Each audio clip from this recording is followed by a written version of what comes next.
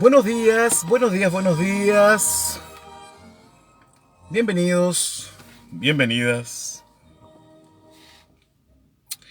Antonia, ahí está la Anto, pues llegando al de la clase, como siempre, como estábamos acostumbrados.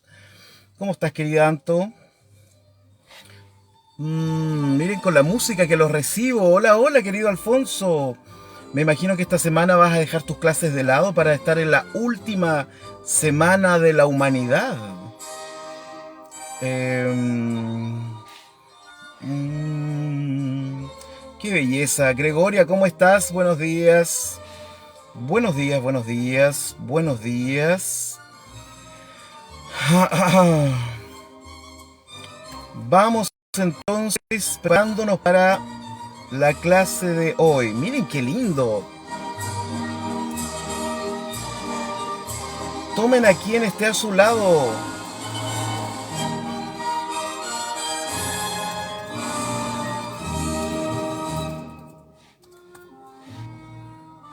Buenos días, buenos días. Muy buenos días. Iniciando lunes 22. Ahí está enviado entonces.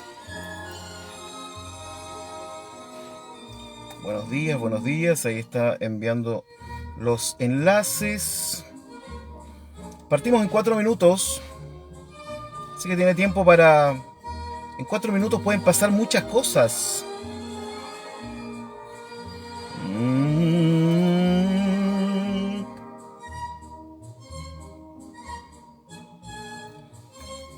Tarán, tarán, tan, tan. Ya, enviado los enlaces. Ahora saludos, saludos, saludos. ¿Cómo están? Buenos días.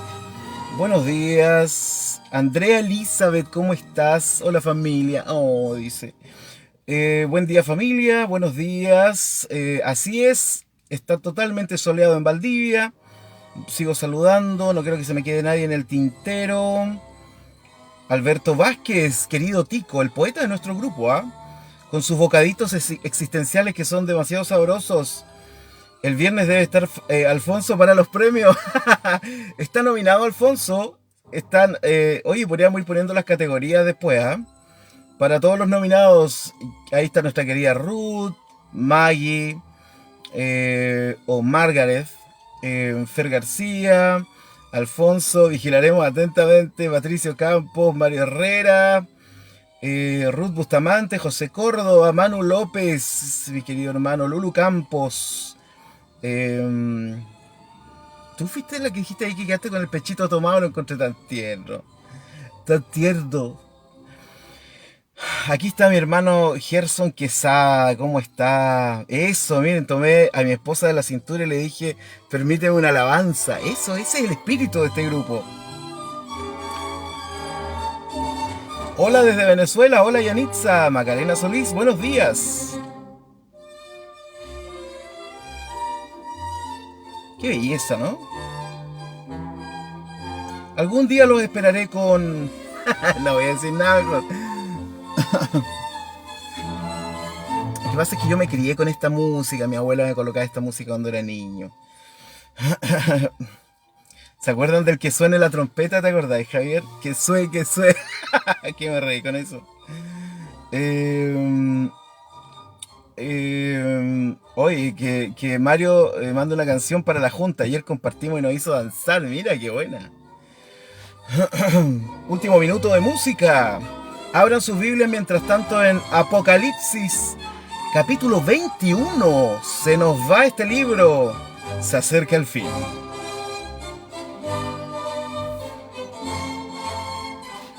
Se acerca el fin.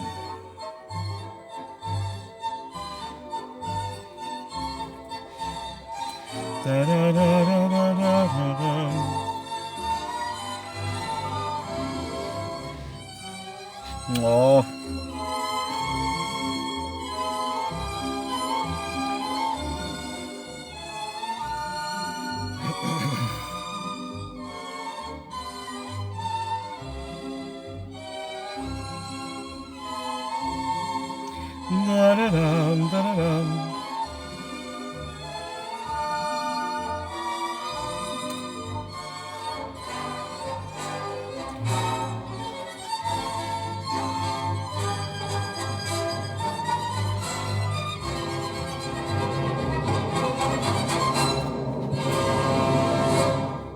Así vamos a terminar después.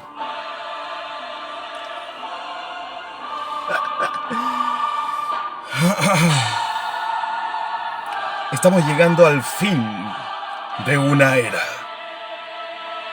El fin de un estudio. Última semana. Esta semana viene el fin y el principio de una nueva era. Siempre quise ser locutor. Prepárense. Oh, qué miedito, ¿no? Buen día, buen día, buen día. Bienvenidos.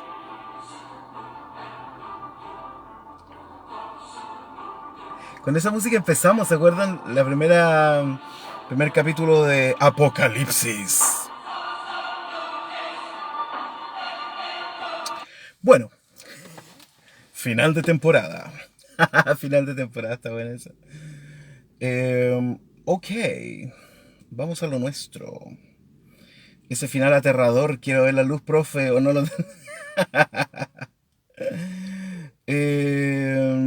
Ok. Oye, ¿quién está viendo de aquí New Amsterdam? Porque necesito llorar con alguien. Ah, Javier está viendo New Amsterdam, hermano, vamos a tener que llorar juntos. ¿Cuándo será revelado el próximo sujeto de estudio? Todavía no les es dado saber eso. Ni los ángeles del cielo lo saben. ¿Ah? Así que, bueno, así es como lo hemos, para el encuentro de enero bailamos.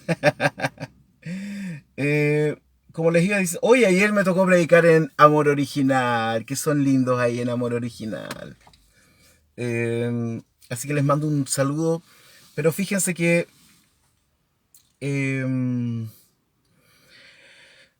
oh, ya terminé la primera temporada, yo voy como el segundo, tercer capítulo, porque tengo que ir llorando con calma, ¿no? Eh, pero yo creo que ustedes van a tener que llegar a un punto en donde van a tener que elegir uno u otro. Porque un siervo no puede servir a dos señores. Le mando un saludo a mi querido amigo César, César Castellano, o sea, de mis 12, César Soto, quien amablemente y gentilmente me invitó ayer a dar el sermón ahí en Amor Original. ¿Se acuerdan de esa canción? Tú eres original. Bueno, vamos entonces. Le gusta, le gusta el mundo arder, que estamos en apocalipsis, por hermano. Eh, los mismos de amor original son los sensuales. Esto no sé en qué va a terminar, ¿ah?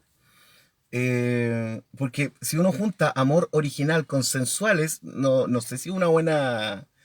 No sé si es una ecuación que yo quisiera. Ya, vamos entonces a la clase del día de hoy. Tenemos compañeritos, compañeritas nuevas para saludar. Ya, Apocalipsis capítulo 21. Cielo nuevo y tierra nueva. Em, Vi un cielo, estoy en el versículo número 1. Vi un cielo nuevo y una tierra nueva, porque el primer cielo y la primera tierra pasaron y el mar ya no existía más.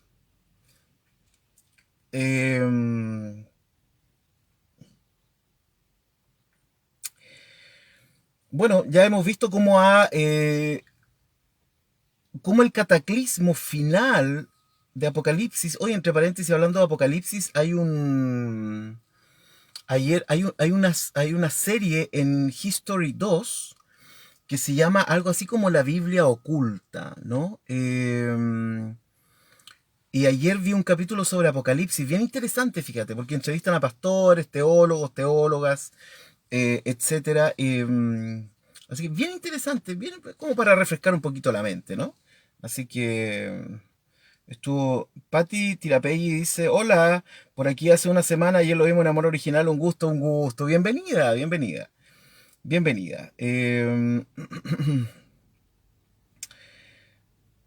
Entonces, hemos visto que hasta aquí, al igual, fíjense que esto es muy interesante, porque al igual que lo que pasó en el diluvio,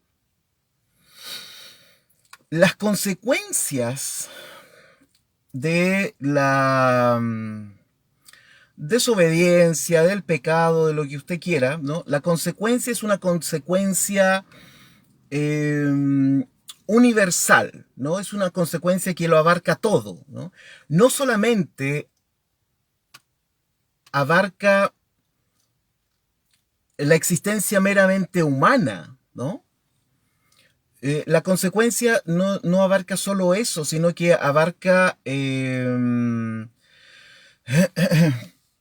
abarca toda la existencia de la vida, ¿no? Y como hemos visto, lo mismo que ocurrió en el diluvio, en el relato del diluvio, ¿cierto? Lo mismo que ocurrió en el relato del diluvio, en donde mueren todos los seres vivos, ¿cierto? Asumiendo que estaban todos mal y había que hacerlo todo de nuevo. Entonces, lo mismo ocurre en Apocalipsis, en donde se muere todo, pues hermano, se muere todo, ¿no? Se mueren los peces, se mueren los animales, ya habían, en una de las tantas plagas que tuvimos, recuerden que tuvimos trompetas, sello, copas de la ira, jinetes del apocalipsis, o sea, fue una tras otra, tras otra, tras otra, y murieron en una parte, la tercera parte de los árboles, la tercera parte del mar, la tercera parte de los seres humanos, pero después en las últimas copas de la ira ya se muere todo. Todo el mar se transforma en sangre, todos los ríos se transforman en sangre, etcétera, ¿no?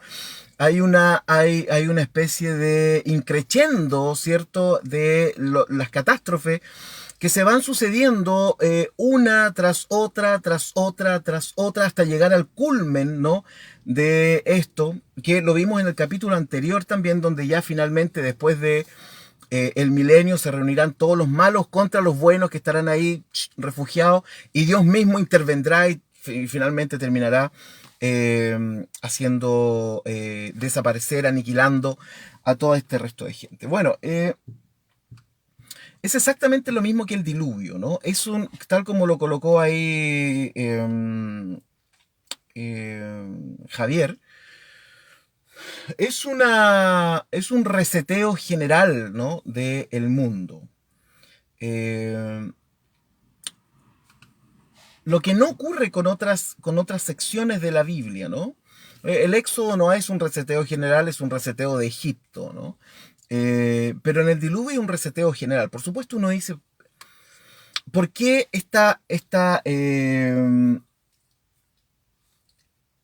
cosa humana, ¿no? Esta cosa que este pecado humano abarca también el resto de los seres vivos.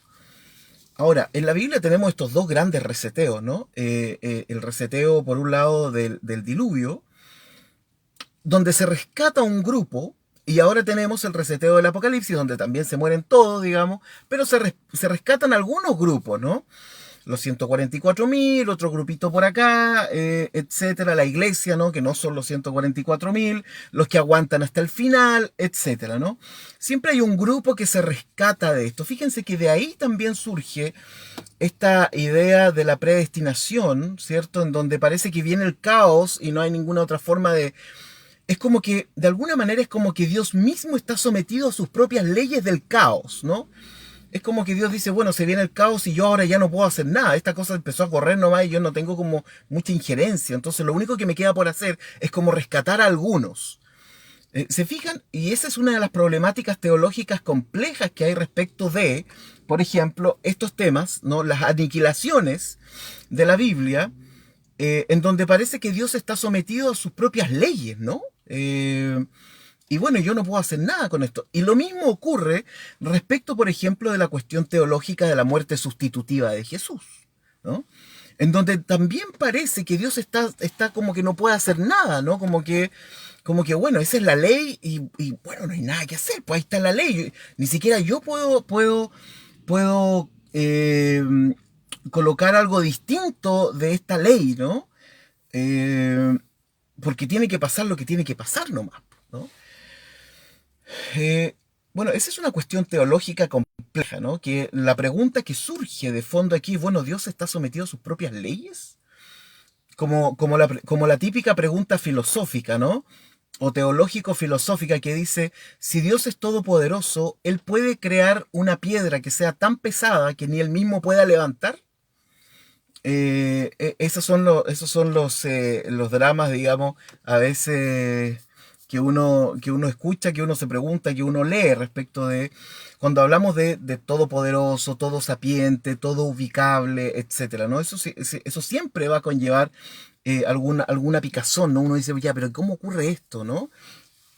Algunos responden diciendo, bueno, la mente de Dios no es nuestra mente, etcétera. Esa es como la respuesta fácil, ¿no? La respuesta difícil es decir, no sé. Eh, entonces, vienen estos reseteos de la humanidad, donde un pequeño grupo es rescatado de lo inevitable, y esa es la cuestión. ¿Esto es inevitable realmente? Ya hemos hablado bastante acerca de qué es lo que va a ocurrir con el mal hacia el final. A diferencia de otras tradiciones religiosas que aprenden a convivir con el mal, de alguna manera el cristianismo siempre ha estado enganchado con la idea de que el mal debe ser derrotado, ¿no? Eso es una cosa bastante cristiana, podríamos decirlo de alguna manera, ¿no? En otras religiones, en otras tradiciones espirituales, el mal es parte de la convivencia humana, ¿no? Eh, y por otro lado, el mal incluso puede ser relativizado también, ¿no? Y tenemos que aprender a convivir con esto. Tenemos que aprender también a desarrollar el sentido de qué significa el mal desde el Evangelio igual. Y no llegar y decir que no, que el mal, que el mal, que el mal. Entonces, el cristianismo tiene un tema respecto de que necesita que el mal sea borrado, ¿no? Sea borrado. Mientras que otras tradiciones espirituales asumen que el mal es parte de nosotros. ¿Se acuerdan cuando yo les citaba en algún momento, está en el libro Nuach, ¿no? Acerca de que el mal es el bien mal usado, ¿no? O para la cosmovisión mapuche, el mal es una palabra buena mal puesta, ¿no? Entonces, exactamente, Javier. Entonces nuestra tradición siempre es como...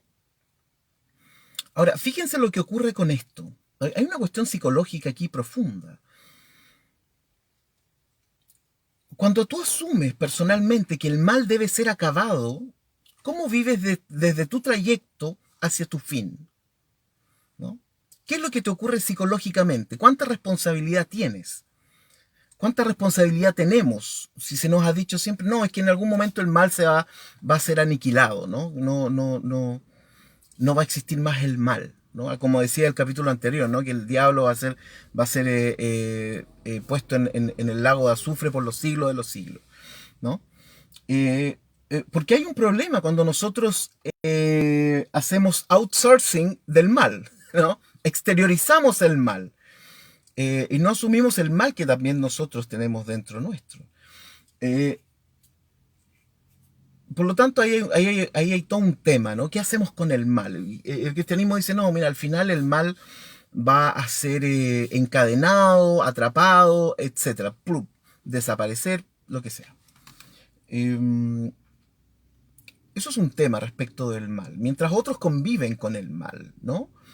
Y eso también significa que entendemos cada uno por mal, porque si bien es cierto hay una relativización respecto de esto, lo que ocurrió cuando salió la televisión, ¿no? El cajón del diablo y todo eso, hay una relativización de eso, ¿no? O sea, todos nuestros aspectos de la vida pueden ser también desde esa perspectiva relativizados, y cada generación va a decir que algo está mal y la generación posterior dirá, bueno, la verdad es que no estuvo tan mal, ¿no?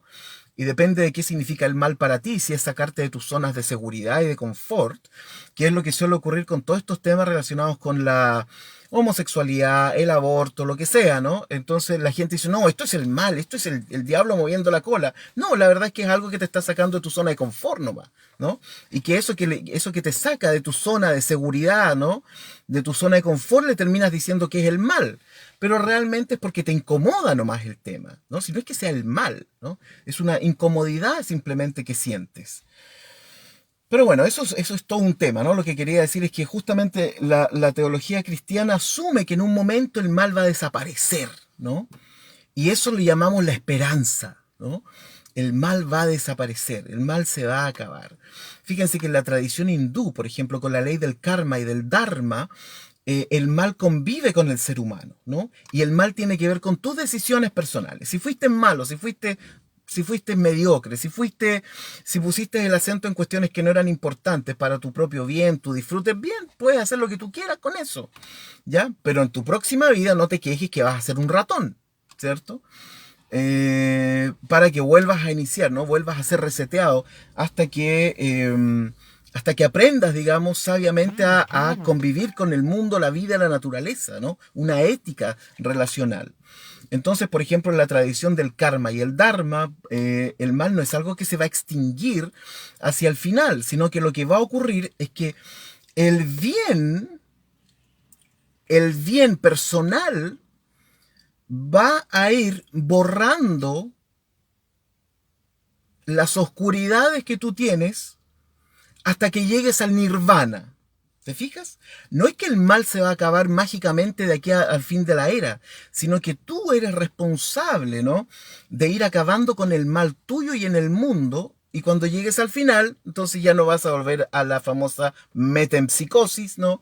A la reencarnación y por lo tanto vas a disfrutar del nirvana, ¿no? Esa es otra cosmovisión. Es una cosmovisión que además te hace responsable, ¿no? Tú eres el responsable de lo que te ocurre y el responsable de lo que le ocurre a los demás, ¿no? Eh, entonces, eso es importante decirlo, ¿no? Porque cuando se habla en otras tradiciones suena como si el cristianismo fuera la peor, supongo que quisiste decir, de todas ellas. Yo creo que hay aspectos del cristianismo que es necesario revisar. En otros aspectos yo creo que el cristianismo es muy, muy, no sé si decir superior, ¿no?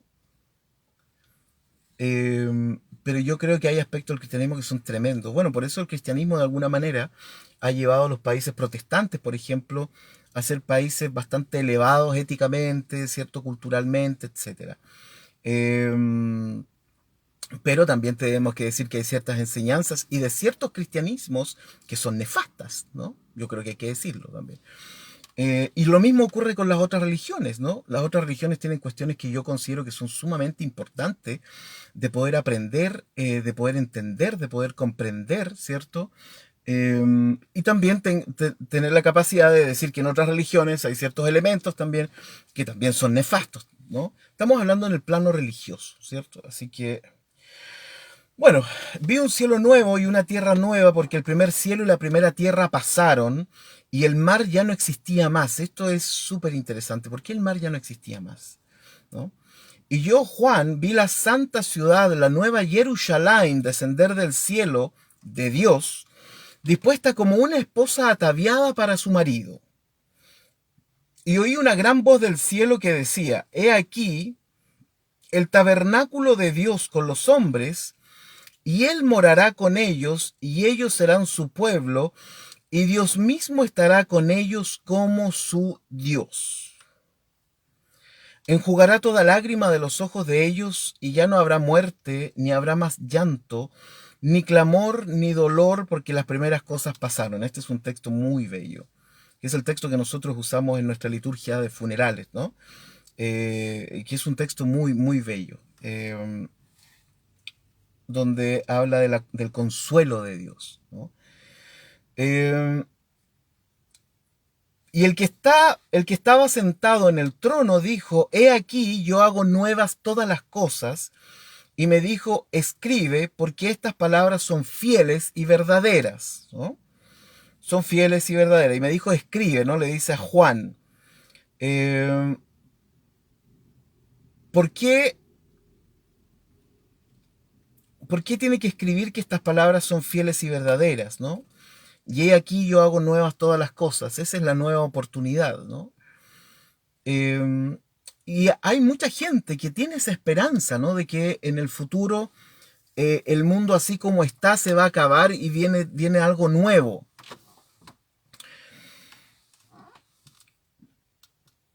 Yo realmente me pregunto, a ver, porque recuerden que todos los textos son proyecciones, sobre todo los textos apocalípticos, son proyecciones de lo que ocurre a nuestro nivel interno. Yo creo que todos nosotros llegamos a un punto de la vida en donde necesitamos este reseteo. Un reseteo mágico. Y lo quiero expresar de esta forma, ¿no? Sé que puede sonar fuerte, pero lo quiero explicar. Todos nosotros hemos llegado a un punto en donde decimos necesitar que esta cuestión parta de nuevo. Esta cuestión me refiero a nuestra vida, a nuestras relaciones, nuestras tensiones, ¿no? Cuando a veces llegan a un punto culmine, ¿no? Y necesitamos un volver a empezar. Sin embargo, nos damos cuenta que todo volver a empezar implica una acción comprometida, metanoieica de nosotros. Porque si no, no importa el escenario donde nosotros estemos, vamos a cargar con nuestra sombra para todos lados. Y eso es algo que yo constantemente me pregunto, ¿no? Las personas desean el reseteo, pero muchos no desean resetearse a sí mismos. Quieren el reseteo de la sociedad, pero no el reseteo personal, ¿no? Por eso yo les he dicho desde un principio, esta pandemia no nos va a transformar en mejores personas ni nada por el estilo. Nada, ¿no? Porque el reseteo social no implica necesariamente un reseteo personal, ¿no? Entonces, claro, hay personas que anhelan un reseteo de su situación, ¿no? Que esto cambie, ¿no? Que esto se transforme, que esto no sé qué, y quiero partir de nuevo, y está bien, ¿no? Pero mientras no haya un reseteo personal respecto de eso, entonces eso no cambia. Te puedes cambiar de ciudad, de trabajo, de matrimonio, lo que tú quieras, pero vas a cargar con esas mismas sombras y que van a aparecer una y otra vez, ¿no? Entonces, desde esa perspectiva me parece inocente pensar que en nuestro futuro, ¿no? Va a haber un reseteo así como universal, donde se va a sacar el mal del mundo, el diablo se va a sacar, los malos se van a sacar y vamos a estar cantando Cumbayá, ¿cierto? Eternamente a la orilla de una fogata. Realmente me cuesta pensar en eso, ¿no? Porque vamos a llevar nuestra sombra al cielo también, si queremos decirlo en esos términos. Por eso creo yo que Jesús siempre en sus diálogos profundos lo que hacía era poner en jaque a la persona frente a sí misma, ¿no? Jesús en sus diálogos ponía en jaque a la persona frente a sus temas importantes, ¿no? Frente a cuando se encuentra con el joven rico, por ejemplo, ¿no? El reseteo que necesitaba ese joven rico no era un reseteo ético, ¿ya? Era un reseteo de sus seguridades que estaban en sus riquezas. Cuando pensamos en Nicodemo, el reseteo que necesitaba Nicodemo no era respecto de su seguridad ni de sus riquezas, era respecto de su teología. Otros necesitaban un reseteo respecto de su forma de ver, en lo físico. Otros necesitaban ser quitados de la esclavitud, etc. Cada persona necesitaba un reseteo distinto. Entonces, cuando yo junto el Evangelio, ¿no? En donde todo es tan personal en términos de, mírate tú, ¿no? Por eso el mandamiento dice, amarás al Señor tu Dios con todo y a tu prójimo como a ti mismo. O sea, tiene que haber una mirada respecto de quién eres. Entonces, de pronto, si yo comparo eso con este reseteo universal en el fin del mundo, ¿no? En donde los malos se van a ir y todo, y los buenos van a quedar por acá, yo digo, ¿dónde está el elemento de lo personal? Entonces, cuando yo escucho a la gente decir, no, es que el COVID va a producir un cambio de conciencia, no. Quizás quizás ahora en Latinoamérica vamos a ser más europeos para saludarnos, ¿no? De lejito, sin besuqueo y sin abrazo ni nada. Vamos a tener ciertas precauciones respecto a algunas cuestiones, etcétera, pero no hay un cambio de conciencia respecto de eso. Eh, porque el reseteo no tiene que ver con algo externo, sino interno. El reconstruir tiene que ver con el reseteo. Yo creo que sí. Entonces, claro, cuando yo veo este fin del mundo, ¿no? En donde Dios interviene además, ¿no? Donde Dios interviene además y dice, ya, tú dices, ok, bien, pero ¿y qué pasa con nuestros aspectos internos? Por eso yo vuelvo al Evangelio una y otra vez. Una y otra vez tengo que volver al Evangelio. Bueno, Jesús habló de un reseteo mundial, una cosa así como ya todo, ustedes para acá, ustedes para allá, etcétera. O en sus diálogos, ¿qué mostraba él? Según lo que yo veo, ¿no? Él, él sabía que la única forma en que un ser humano puede cambiar en ese encuentro, ¿no? Es apuntando a la verdadera necesidad que todos nosotros acarreamos. Porque todos nosotros guardamos bien escondida una verdadera necesidad y a veces no tenemos ni conciencia de eso. Bueno, Jesús sabía cómo decir dónde está tu necesidad. El que quería hablar de teología, Jesús le terminaba hablando del alma. El que quería hablar de las leyes, Jesús le terminaba hablando de su riqueza, ¿no? El que quería hablar de no sé qué, Jesús le terminaba hablando de otra cosa, ¿no? Porque Jesús sabía cuál es la necesidad profunda del ser humano. Y si tú tocas esa necesidad profunda del ser humano, entonces puede haber un reseteo personal. Por lo tanto, los reseteos mundiales, la verdad es que yo desconfío poquito de eso, ¿no? La conciencia profunda, exactamente. Y hacia allá tenemos que ir. Y por eso el Evangelio es una rayada de cancha del área chica, ¿no? No es el área grande. Entonces cuando decían, no, y vino Billy Graham, ¿no? Y se convirtieron millones, ¿qué es eso? O sea, yo podría decir perfectamente, con todo lo odioso que soy, decía, bueno, una cosa es que alguien se convierte en una religión y efectivamente eso pueden haber millones en un estadio. Otra cosa es el encuentro con nuestra necesidad profunda, abrir el pecho a Dios para que Él encuentre si nosotros no la podemos encontrar. Por eso cuando muchos hablan o hablamos, ¿cierto? Y disparamos, en el fondo tenemos que ver cuál es la necesidad de esa persona. ¿Se acuerdan cuando les comenté hace tiempo una experiencia, una conversación muy linda que tuve con una señora que partió preguntándome si China era el gran dragón del apocalipsis?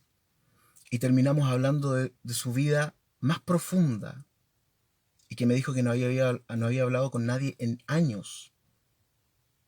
Eso mismo nos pasa a nosotros. En nuestro lenguaje estamos escondiendo y evidenciando al mismo tiempo lo que nos ocurre en el alma, ¿no? Bueno, entonces Alfonso dice, pero Jesús sabía que no todos aceptarían su propuesta y él habla de juicio, tanto los sinod... Eh, ¿Tú te das cuenta, Alfonso, querido hermano, de lo que dices? Si yo lo llevo eso a la práctica, digo, y Jesús, con todo lo que dije, como que Jesús dijera, mira, yo quiero conocer tu alma, ¿no? Quiero conocer tu necesidad profunda, pero si no quieres, bueno, va a haber un juicio al final. No quiero entenderlo así, realmente no quiero entenderlo así como lo estás diciendo, yo creo que lo quieres decir de otra forma, ¿no? Eh, porque realmente yo no podría creer eso, ¿no? Que Jesús con todo lo amoroso, con todo lo cariñoso, ¿no? Recuerden que fíjense lo que pasó con el joven rico cuando el joven rico no quiso entregar su cosa a los pobres, ¿cierto? Y seguir a Jesús. ¿Qué dice el texto? Que Jesús lo miró con una mirada profunda de amor, ¿no? Personalmente me costaría pensar que Jesús dijo, pucha, qué lata, ¿no? Ahora viene el juicio. Era un buen cabro, se veía buen cabro, pero ahora viene el juicio y no puedo hacer nada respecto de eso. No sé si lo quisiste decir en ese sentido, Alf. Espero que no. Eh, bueno,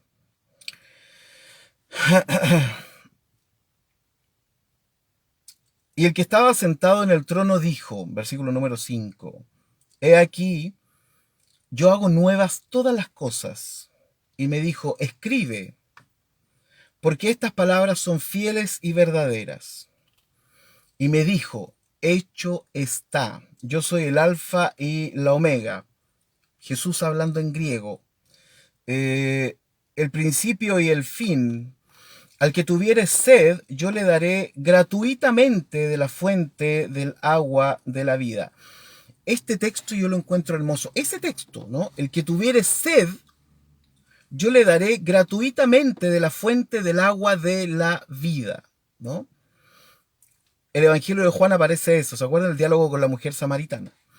El que tuviere sed, yo le daré gratuitamente de la fuente del agua de la vida. Ahí está la cuestión para mí. ¿Cuál es la sed? ¿Sed de qué tenemos cada uno de nosotros? ¿Cuál es la parte de nuestra alma que está sedienta hoy día? Ese es un texto hermoso. A mí me encanta este texto, ¿no? El que venciere heredará todas las cosas y yo seré su Dios y él será mi hijo, ¿no? El que venciere qué? El que llegara hasta el final de qué. Esto es sumamente complejo, ¿no? Porque obviamente uno dice, ok, el que venciere, ¿qué tendría que vencer una persona? ¿Vencer qué? ¿Vencerse a sí mismo? ¿Tendría que vencer las tentaciones? ¿Tendría que vencer qué? ¿No? Lo que yo me pregunto es, ok, ¿cuál es la lucha para que yo tenga que vencer? ¿No? Y yo seré su Dios y él será mi hijo, ¿no? Pero los cobardes, fíjense que aquí hay una nueva lista de malvados, hay otros que no se incluyen. Los cobardes, los incrédulos, abominables, los homicidas, fornicarios y hechiceros, los idólatras y todos los mentirosos tendrán su parte en el lago que arde con fuego y azufre, que es la muerte segunda. Un lago que arde con fuego y azufre, ¿no? Y aquí hay una interesante lista, uno podría revisar esta lista con detenimiento. Fíjense que primero dice los cobardes, evidentemente está relacionado con el versículo anterior, los que vencieren, ¿no? Entonces, después están los incrédulos, es decir, existe la posibilidad de que todo lo que ocurra en ese tiempo pueda ser analizado desde otro ángulo, ¿no? Porque surgen los incrédulos. Los abominables, no sé quiénes serán, ¿no?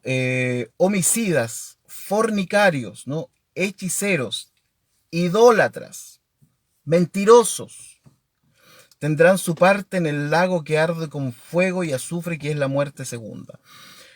Cada uno de estos elementos tiene que ser estudiado, por supuesto, en relación con lo que le ocurría a Juan, ¿no? Por ejemplo, miren, los hechiceros y los idólatras, aparece nuevamente la cuestión del culto, ¿no? La cuestión del culto. Entonces, aquí se espera que haya un tipo de persona que llegue hacia el final de este camino, que pueda evadir muchas de estas cuestiones que están aquí, ¿no? Pero si además hay incrédulos en medio de esto, o sea, los incrédulos también, ¿incrédulos respecto de qué? ¿Eligieron al Dios equivocado? ¿Y cuáles son los elementos, ¿no? ¿Cuáles son los elementos que un incrédulo tendría que saber para que sepa cuál es el Dios verdadero, por ejemplo? Ah, eligió mal, ¿no? Por ejemplo, llega al África una tribu, un grupo de testigos de Jehová y lo evangeliza, ¿no? ¿El Dios que le muestran es el Dios verdadero?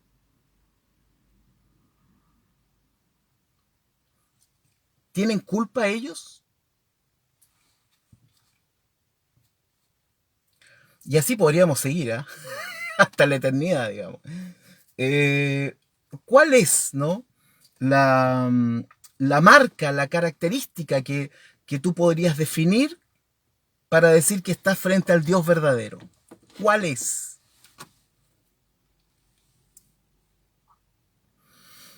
Eh, Esa es una pregunta, ¿no? Ayer yo preguntaba al final del culto de la mañana, ¿qué es Jesús para ti? Y hacía una segunda pregunta, ¿cómo evadimos el Evangelio? ¿No?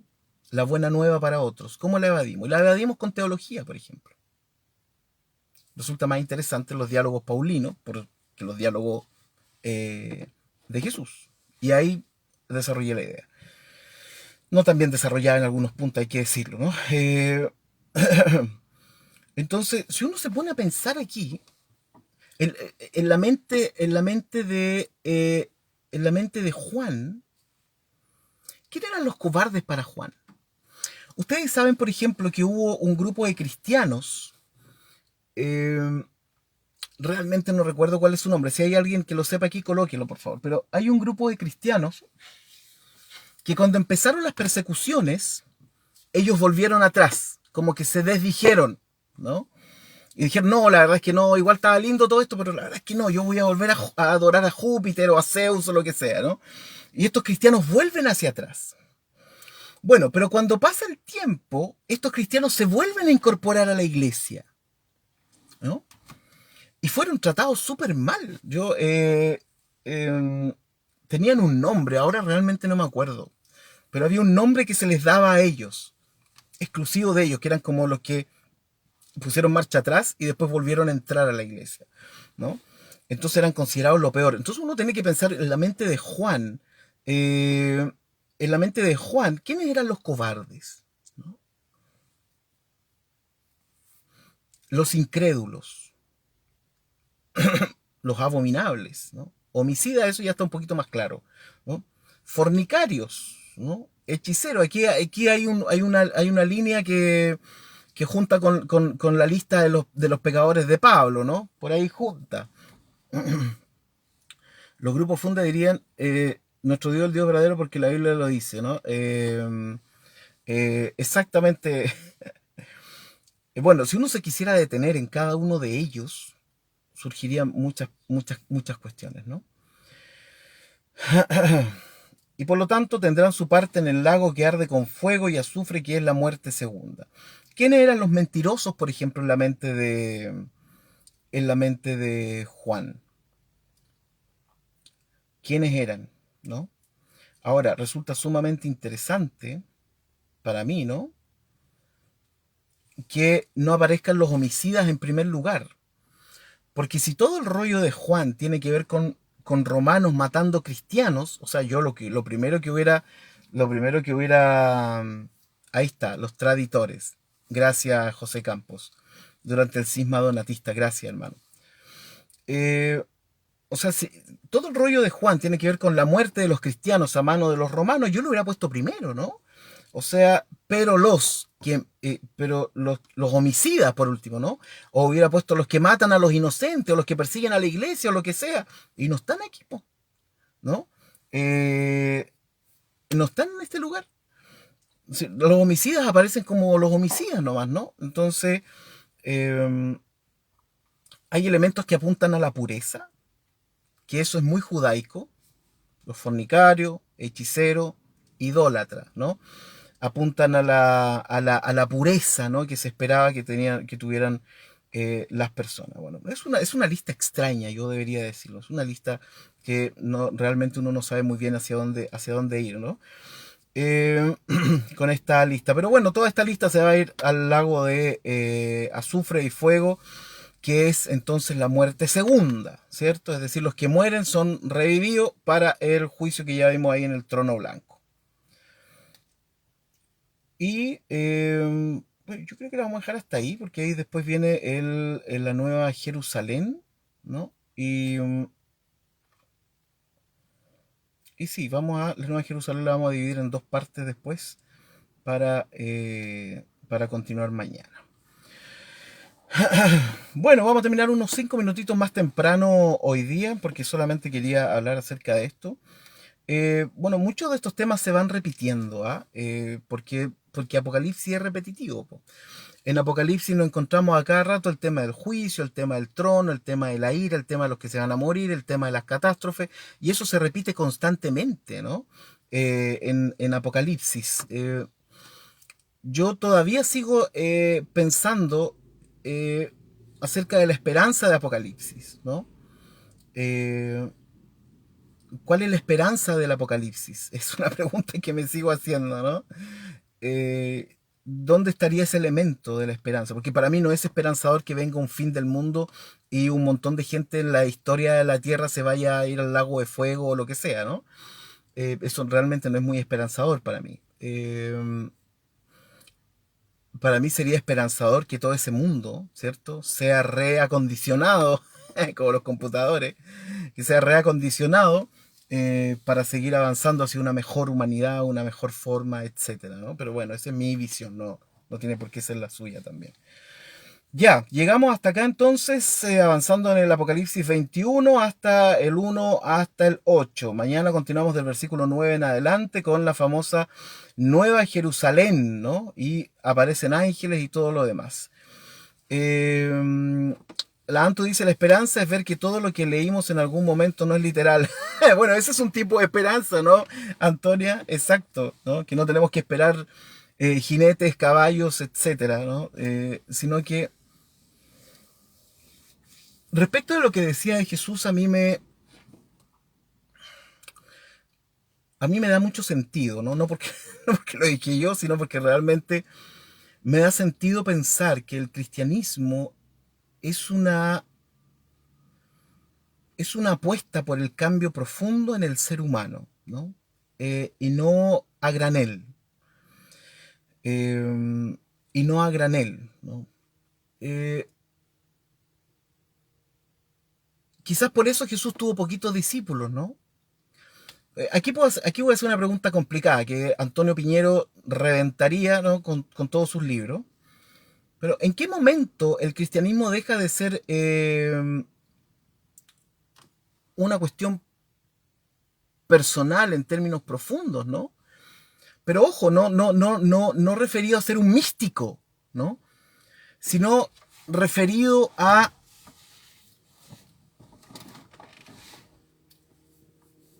usar el sentido común. El sentido común con las personas, ¿no? O sea, cuando pensamos en el Shabbat, por ejemplo, de Jesús, Jesús no dice, no, saben que no guarden el Shabbat porque nada que ver. No, Jesús dice, mire, está bien que guarden el Shabbat. Lo que está mal, ¿cierto? Es que el Shabbat lo transformen eh, en un peso horizontal para las personas. Cada uno puede vivir el Shabbat como quiera, ¿no? Eso es libertad. O sea, Jesús nos está diciendo, efectivamente, hay un día que Dios apartó, ¿cierto? Donde Dios mismo descansa y por ende nosotros podemos descansar. Pero no transformen mediante sus leyes ese regalo, ¿cierto? En un peso. Sobre todo para los otros, porque a cada rato Jesús decía, no juzguéis. Juzgar significa poner peso que tú llevas también sobre otros. Pero no acaba con el Shabbat. ¿No? Tampoco revienta a los fariseos, les dice, bueno, sean coherentes nomás, ¿no? O sea, ¿en qué momento este diálogo honesto de Jesús respecto de nuestras relaciones humanas, respecto de Dios, se transforma en una religión, con imposiciones teológicas, ¿no? Con mundos cayéndose a pedazos, gente condenada por la eternidad, gente... ¿En qué momento pasamos de una cosa, pasamos a otra, ¿no?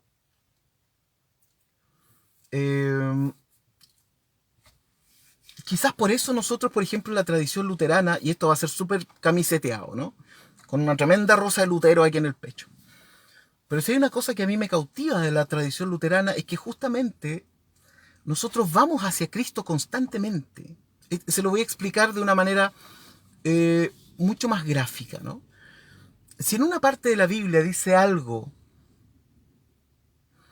eh, que uno podría encontrar contradictorio con el mensaje de Jesús, en el luteranismo decimos lo de Jesús entonces es lo que vale. Simple, ¿no? Si Pablo, por ejemplo, dice algo que uno podría interpretar como que está en oposición o hay mucho contraste respecto de lo que Jesús dice, entonces vamos a preferir lo que dice Jesús. Por eso en el luteranismo no creemos en esto de la inerrancia bíblica, ¿no? Sino que es una teología escalonada que apunta hacia Jesús. Por eso Lutero algunos libros no los pescó mucho porque dijo la verdad es que no apuntan a Jesús, ¿no? Por otro lado también lo hizo desde cuestiones teológicas que eran propias de él y de su tiempo. Pero a mí me parece que es una clave súper linda, ¿no? Entonces, si Pablo dice en un momento de la mujer cae en la congregación, no le permito, y después comparamos eso con Jesús dialogando filosóficamente con las mujeres, Jesús hablando de teología con las mujeres, uno dice ya, ok, entonces aquí está el contraste, ¿no?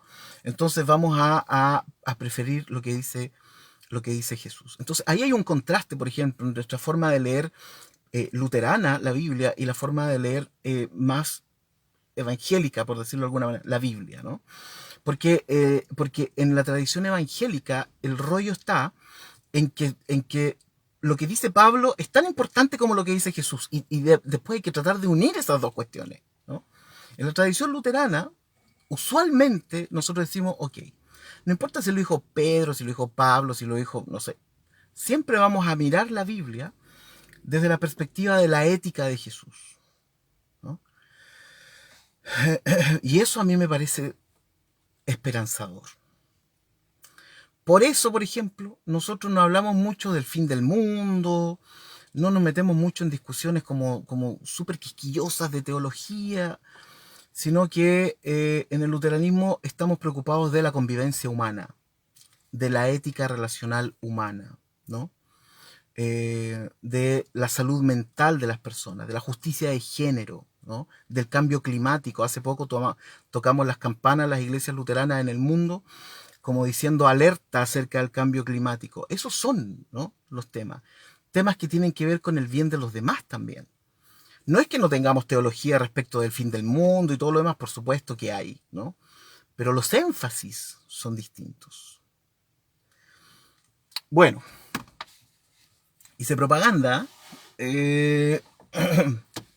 Oye, tuve el auto encendido todo el rato. Ojalá que no me haya quedado sin batería. Ya, nos vamos entonces. Igual llegué casi hasta las 10. Mañana continuamos con nuestro estudio bíblico. Nuestro estudio bíblico. No. Nuestro estudio bíblico matutino.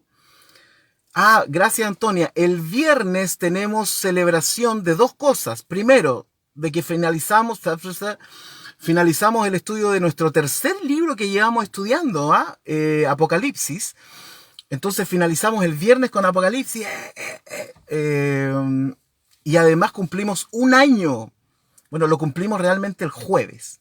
Pero el viernes va a ser la celebración por Zoom. Así que se vienen los nominados. Vamos a tener nominados para todo.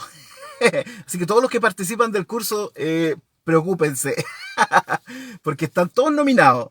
Hasta yo estoy nominado en una categoría que no podía ser otra. De hecho, me merezco esa categoría. Si no hubiera entrado en esa categoría, hubiera pedido entrar en esa categoría. Así que el viernes ya ni me acuerdo a qué hora quedamos, a las... no me acuerdo, 6:30, 7. Bueno, por ahí está. Vamos a ver, cerrar. El viernes yo voy a colocar el afiche y todo, y les voy a enviar la dirección por Zoom, ¿no? Así que a las 7 de la tarde, eso es. Así que preparen sus gorritos, preparen sus disfraces, prepárense algo rico, esa es la idea, que tengan alguna cosita rica para picotear. Ahí, mira, la Andrea estará con su esposo, Samuel ayer me dijo que iba a estar también con Judith, van a estar varios ahí, ¿no? Vamos a tener un lindo grupo y vamos a ver los nominados de este año, primer año del Romano Móvil. Cumplimos un año de estar acompañándonos en pandemia estudiando la Biblia. Un vinito, mira, un late harvest, ¿por qué no? Con unos quesitos. Así que, o un vino Diablo, que es mi vino favorito, ¿no? Diablo. Eh, Pisquito sour, no sé.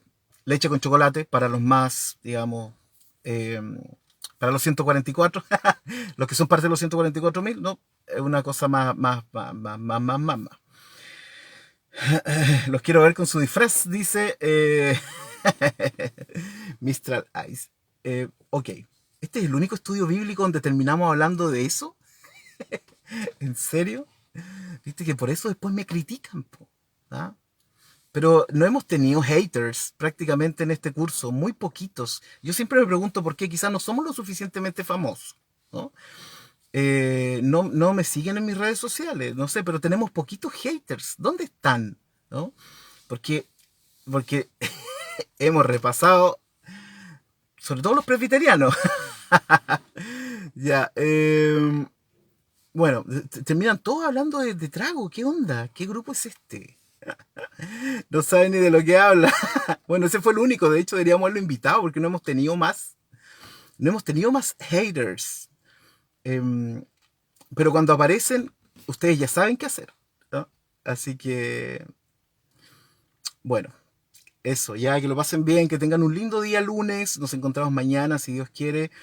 Aviso, por si acaso, para que lo vayan recordando. La próxima semana no va a haber clase porque además es Semana Santa, pero igual yo voy a hacer algunas actividades por... la, la próxima semana no vamos a tener clase porque es Semana Santa. Yo igual voy a preparar algunas cosas para compartir con ustedes vía Zoom. Y la semana posterior a Semana Santa arranca el estudio, si Dios quiere, del cuarto libro que vamos a estudiar en el Romano Móvil, ¿ya? Y ya que me lo han pedido tanto, les voy a decir, el siguiente libro que vamos a estudiar se encuentra